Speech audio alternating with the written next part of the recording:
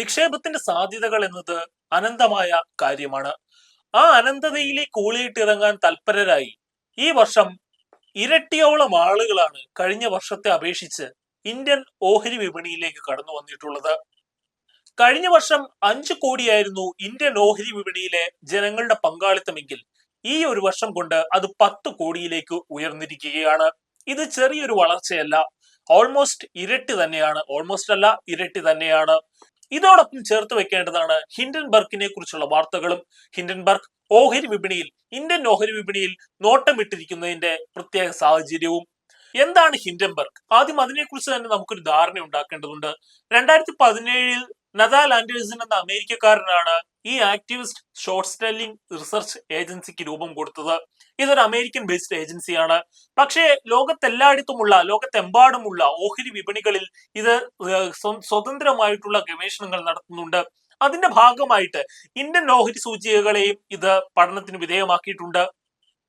ഇന്ത്യയിലെ പ്രധാനപ്പെട്ട ഓഹരി വിപണി സൂചികകളായി ഇന്ന് കണക്കാക്കുന്നത് BSEയും NSEയുമാണ്. ഈ BSEയുടെയും NSEയുടെയും സൂചികകളാണ് സെൻസെക്സും നിഫ്റ്റി 50യും. ഹിൻഡൻബർഗ് ഇതിനു മുൻപും ഇന്ത്യൻ ഓഹരി വിപണിയിൽ ഇടപെട്ടിട്ടുണ്ട്. അന്ന് ഏകദേശം 75 ലക്ഷം കോടിയോളം രൂപയുടെ നഷ്ടമാണ് ഇന്ത്യൻ ഓഹരി വിപണിയിൽ ഉണ്ടായത്. അത് മറ്റൊന്നുമായിരുന്നില്ല, അദാനി കമ്പനികൾ അവരുടെ ഷെയർ പെരുപ്പിച്ച് കാണിച്ച് ബാങ്കുകളിൽ നിന്ന് അനധികൃതമായി ലോണുകൾ നേടിയെടുക്കുന്നു എന്നായിരുന്നു ഹിൻഡൻബർഗിന്റെ ആരോപണം. ഈ ആരോപണം സുപ്രീം കോടതിയുടെ പരിഗണനയിലുണ്ട്. അതോടൊപ്പം തന്നെ സെബിയും ഇതിന്റെ പരിഗണനയിലാണ് അന്വേഷണം പ്രഖ്യാപിച്ചിരുന്നു. ഇതേ സംബന്ധിച്ചാണ് ഇപ്പോൾ ഹിൻഡൻബർഗിന്റെ പുതിയൊരു വെളിപ്പെടുത്തൽ ഉണ്ടായിരിക്കുന്നത്. ഹിൻഡൻബർഗ് മുൻപ് അദാനി ഗ്രൂപ്പിന്റെ ഷെയറുകളെ കുറിച്ചും അവ ഓഹരി വിപണികളിൽ നടത്തുന്ന ക്രമക്കേടിനെ കുറിച്ചും നടത്തിയ വാർത്തകളിൽ തുടർ നടപടികൾ മന്ദഗതിയിലാകുന്നത് എന്തുകൊണ്ടാണ് എന്നതിനെ കുറിച്ച് ഒരു അന്വേഷണം നടത്തുകയുണ്ടായി. ഈ അന്വേഷണത്തിൽ അവർ തിരിച്ചറിഞ്ഞ വസ്തുതയാണ് ഇപ്പോൾ നമ്മുടെ മുമ്പിലേക്ക് അവർ അവതരിപ്പിച്ചിട്ടുള്ളത്. അത് സെബിയുടെ ചെയർപേഴ്സണായ മാധവി പുരി ബുച്ചിനെ കുറിച്ചുള്ളതാണ്. ഈ മാധവി പുരി ബുച്ച് സെബിയുടെ ചെയർപേഴ്സൺ ആകുന്നത് 2 വർഷങ്ങൾക്ക് മുൻപാണ്. അതിനു മുൻപ് മാധവി പുരി ബുച്ചിന്റെ ഭർത്താവായിരുന്ന ദാവലും ഇവരും സിംഗപ്പൂരിലായിരുന്നു ബേസ്ഡ് ആയിട്ട് തങ്ങളുടെ നിക്ഷേപങ്ങൾ സ്വതന്ത്രമായി നടത്തിക്കൊണ്ടിരുന്നത്. ഈ ഒരു കാലയളവിലാണ് അദാനി ഗ്രൂപ്പിന്റെ ഓഫ്ഷൽ കമ്പനികളിൽ, അതായത് പേപ്പർ കമ്പനികളിൽ ഇവർക്ക് നിക്ഷേപം ഉണ്ടായി കണക്കാക്കുന്നത്. സെബിയിൽ ചേരുന്നതിന് മുൻപ് മാധവി പുരി ബുച്ചും അവരുടെ ഭർത്താവായിരുന്ന ദാവലും സിംഗപ്പൂരിൽ കേന്ദ്രീകരിച്ചുകൊണ്ട് നിക്ഷേപങ്ങൾ സ്വതന്ത്രമായി നടത്തി വരികയായിരുന്നു. ഇതിനുശേഷമാണ് അവർ സെബിയിൽ ഒരു സ്ഥിര അംഗത്വം എടുക്കുന്നതും പിന്നീട് അതിന്റെ ചെയർപേഴ്സണായി മാറുന്നതും.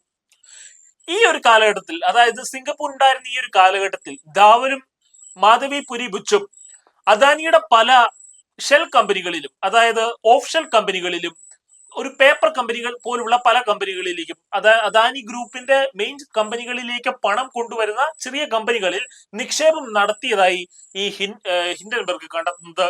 ഈ ഒരു കണ്ടെത്തൽ മർമ്മപ്രധാനമായിട്ട് അവർ ഉയർത്തി കാണിക്കുന്നുണ്ട്. ഈ ഒരു കണ്ടെത്തൽ വന്നതിന് തൊട്ടു പിന്നാലെ തന്നെ ഇന്ത്യൻ ഓഹരി വിപണിയിൽ ഇടിവ് രേഖപ്പെടുത്തിയിട്ടുണ്ട്. അതോടൊപ്പം തന്നെ അദാനി ഷെയറുകൾ 2 to 8% വരെ ഇടിഞ്ഞതാണ് ഇപ്പോൾ നിലനിൽക്കുന്നത്.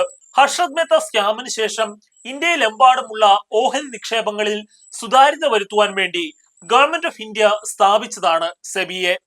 ഈ സെബിയുടെ അടിസ്ഥാനപരമായ ധർമ്മം എന്താണെന്ന് വെച്ചാൽ ഓഹരി വിപണിയിൽ നടക്കുന്ന ക്രമക്കേടുകളെ, സ്കാമുകളെ പ്രിവെന്റ് ചെയ്യുക എന്നതാണ്.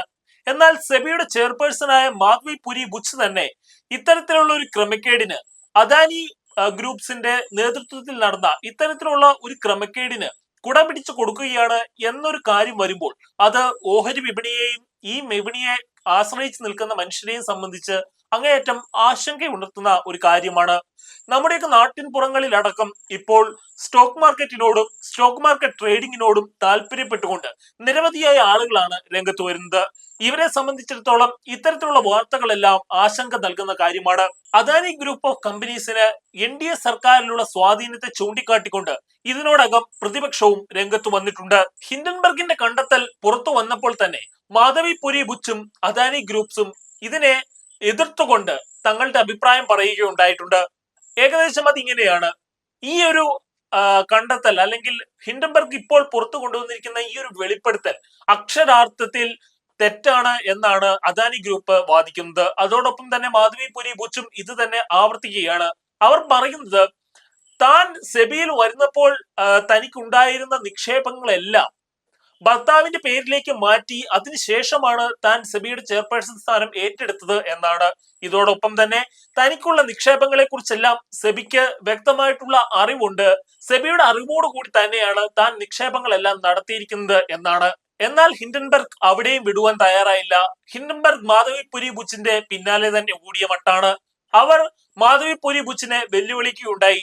തനിക്കുള്ള നിക്ഷേപങ്ങളെല്ലാം ജനങ്ങൾക്ക് മുൻപിൽ വെളിപ്പെടുത്തുവാൻ. സിംഗപ്പൂരിൽ ഉണ്ടായിരുന്നപ്പോൾ തന്റെ ഭർത്താവായിരുന്ന ദാവലിന്റെ പേരിലേക്ക് മാറ്റുവാൻ മാധവിപുരി ബുച്ച് നിർദ്ദിഷ്ടമായിട്ടുള്ള കമ്പനിക്ക് അയച്ച ഒരു മെയിലിന്റെ അടിസ്ഥാനത്തിലാണ് ഹിൻഡൻബർഗ് ഈ വെളിപ്പെടുത്തൽ നടത്തിയത്. ആ മെയിൽ ഇങ്ങനെയായിരുന്നു: തന്റെ പേരിലുള്ള ഷെയറുകളെല്ലാം ഭർത്താവിന്റെ പേരിലേക്ക് മാറ്റണം എന്നുള്ളതായിരുന്നു അതിന്റെ ഉള്ളടക്കം. എന്നാൽ മാധവിപുരി ബുച്ചിന് ഇപ്പോഴും അദാനിയുടെ ഷെൽ കമ്പനികളിൽ, ഓഫ് ഷെൽ കമ്പനികളിൽ ഇപ്പോഴും നിക്ഷേപമുണ്ട് എന്ന വാദത്തിൽ ഉറച്ചു നിൽക്കുകയാണ് ഹിൻഡൻബർഗ്. ഗൗതം അദാനിയുടെ സഹോദരനായ വിനോദ് അദാനി ഉപയോഗിച്ചിരുന്ന അതേ ഫണ്ട് തന്നെയാണ് സെബിയുടെ ചെയർപേഴ്സണായ മാധവിപുരി ബുച്ച് ഉപയോഗിക്കുന്നത് എന്നതുകൊണ്ടാണ് വിദേശ നിക്ഷേപകരുടെ സംശയാസ്പദമായിട്ടുള്ള സ്റ്റോക്ക് മാർക്കറ്റ് ഇടപെടലുകൾക്ക് നേരെ സെബി മന്ദഗതിയിൽ നീങ്ങുന്നത്, അല്ലെങ്കിൽ അതിന് അർത്ഥവത്തായിട്ടുള്ള നടപടികൾ അതിനെതിരെ സ്വീകരിക്കാൻ സെബിക്ക് സാധിക്കാത്തത് എന്നാണ് ഹിൻഡൻബർഗിന്റെ ആരോപണം. 2023 ജനുവരിയിലാണ് ഹിൻഡൻബർഗ് ആദ്യമായി ഇന്ത്യൻ ഓഹരി വിപണിയെ പിടിച്ചുകുലുക്കുന്നത്. അത് അദാനി ഗ്രൂപ്പ് തങ്ങളുടെ കീഴിലുള്ള ഓഹരികളുടെ വില പെരുപ്പിച്ച് കാണിച്ച് ബാങ്കുകളിൽ നിന്ന് അനധികൃതമായി കൂടുതൽ വായ്പ ഏർപ്പെടുത്തുവാൻ ശ്രമിക്കുന്നു എന്നുള്ളതായിരുന്നു. ഈ ഒരു വെളിപ്പെടുത്തലിനെ തുടർന്ന് ഏകദേശം 12 ലക്ഷം കോടിയോളം രൂപയുടെ ഇടിവാണ് അദാനി ഗ്രൂപ്പ്സ് ഇന്ത്യൻ ഓഹരി വിപണിയിൽ നേരിട്ടത്. ഇതിനു ശേഷമാണ് ഇപ്പോൾ പുതിയൊരു വെളിപ്പെടുത്തലുമായി ഹിൻഡൻബർഗ് എത്തുന്നത്. അദാനി ഗ്രൂപ്പ് തട്ടിപ്പിനായി ഉപയോഗിച്ചിരുന്ന ഓഫ്ഷോർ കമ്പനികളിൽ സെബിയുടെ ചെയർപേഴ്സണായ മാധവിപുരി ബുച്ചിന് നിക്ഷേപം ഉണ്ടായിരുന്നു എന്നാണ് ഹിൻഡൻബർഗ് ഇപ്പോൾ കണ്ടെത്തിയിരിക്കുന്നത്. Indian Infoline, Indian emerging focus fund പോലുള്ള ഫണ്ടുകൾക്ക് നേരെയുള്ള, അല്ലെങ്കിൽ ഇത്തരത്തിലുള്ള സംശയാസ്പദമായ ഫണ്ടുകൾക്ക് നേരെ നടപടിയെടുക്കുന്ന കാര്യത്തിൽ സെബി നടത്തിയ വീഴ്ചയാണ് ഇത്തരത്തിലുള്ള ഒരു വെളിപ്പെടുത്തലിലേക്ക് ഹിൻഡൻബർഗിനെ നയിച്ചത്. അദാനി ഗ്രൂപ്പിന് എതിരായിട്ടുള്ള ആരോപണങ്ങളിൽ, അല്ലെങ്കിൽ അദാനി ഗ്രൂപ്പിനെതിരെയുള്ള കണ്ടെത്തലുകളിൽ ഒരു മെല്ലെപ്പോക്കാണ് സെബി നടത്തുന്നത് എന്നാണ് ഹിൻഡൻബർഗിന്റെ ഈ റിപ്പോർട്ടിന്റെ അടിസ്ഥാനം, അല്ലെങ്കിൽ ആകത്തുക എന്ന് പറയാവുന്നതാണ്. ഒട്ടൊക്കെ ആ കാര്യം യാഥാർത്ഥ്യമാണ് എന്ന കാര്യത്തിലും സംശയമില്ല.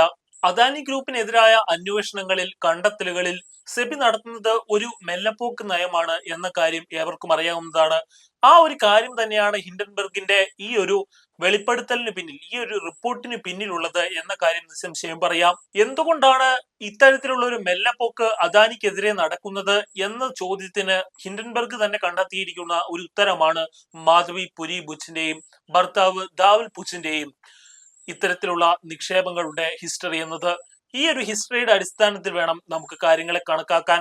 ഏതായാലും മാധവിപുരി ബുച്ചും ദാവൽ ബുച്ചും ഇന്ത്യ വിട്ടു പോകുന്നത് തടയണമെന്നും ഇവർക്ക് യാത്രാവിലക്ക് ഏർപ്പെടുത്തണമെന്നും എയർപോർട്ടിൽ ഇവർ പോകുന്നതിനെതിരെ ലുക്കൌട്ട് നോട്ടീസ് നടപ്പാക്കണമെന്നും തൃണമൂൽ കോൺഗ്രസ് ഇതിനോടകം തന്നെ ആവശ്യപ്പെട്ടിട്ടുണ്ട്.